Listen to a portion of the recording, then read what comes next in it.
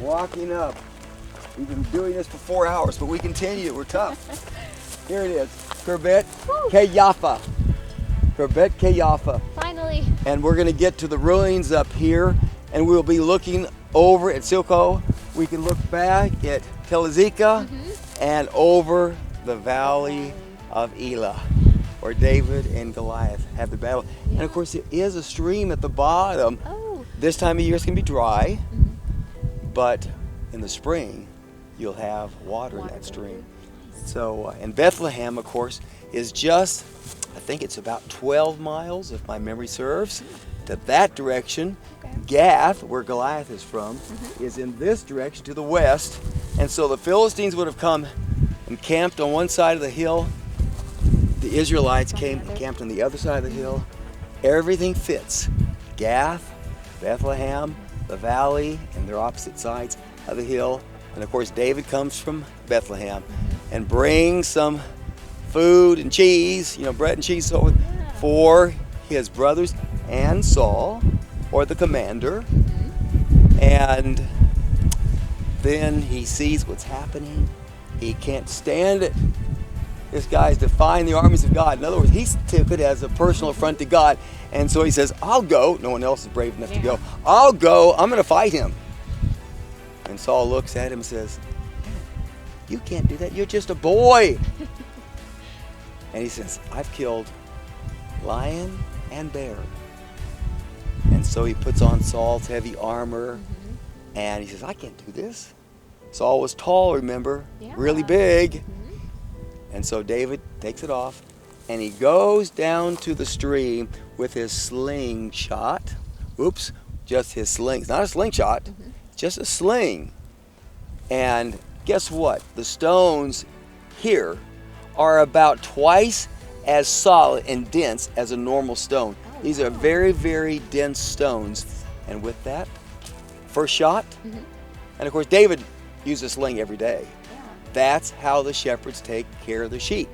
Sheep tend to wander off, and so I've spent time with the shepherd just outside Bethlehem, and that's exactly the whole time I was with him. He's picking up his stones, throwing at those sheep that are wandering, and when they get a stone hit nearby, they move over, and so he throws it at this one and throws it, and so good aim. So David, if he had money to sheep, he could just do this and hit it near the sheep, not to hit the sheep, and bring the sheep along.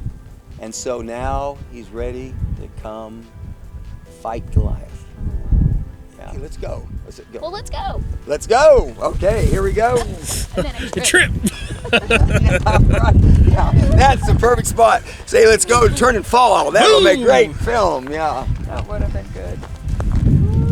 That would have been good. That would have not been good. The audience would have laughed. The audience would have laughed. Yeah, they would have enjoyed it. That's how Red Skelter got famous, right? That's right, Red Skeleton. Or Skeleton, there you go. Skeleton. Yeah, skeleton.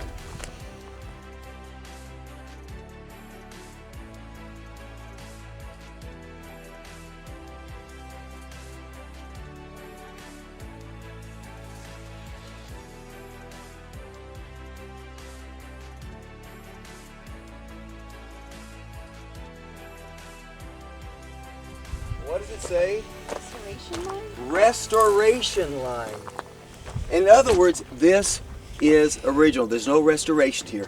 Those stones have been there for at least 3,000 years. Wow. And they are as they were in the days of David. We see it over here as well. So they simply put this in the past, like at Megiddo. Yeah, they used to have this at the Here it gates. is in Hebrew. They would put in wood to show you where the city walls, that's original below that chunk of wood, and not above. It's restored above. Here, we know that their restoration is not very impressive above here. But that's the original stones that have been there for a long, long time. Long, long time. And you see the same thing over here. So they're trying to show you exactly what's original, what's not. So here's that line again. So all this would be original. You can see a pretty good sized stone. Now they're not like the finished stones that Solomon would do, Herod would do, where they have them just very beautifully smooth, put margins on the stone and so forth. Now, Sarah, what is this? Berries? I don't know. Some type of Terebinth tree. a terebinth? It's been cut down. All we have is, it looks like a bush. But at this point, it is a terebinth tree. It's what we've seen before. The aphids come in and open those up. Okay. Yeah, it doesn't look like a terebinth tree because it looks more like a bush. But properly, in the proper setting, that's going to be a tree that grows up just like an oak tree. I see. Yeah. And we read about terebinth trees in various places in the Bible. Started the garden team. Yeah. Okay. Got that.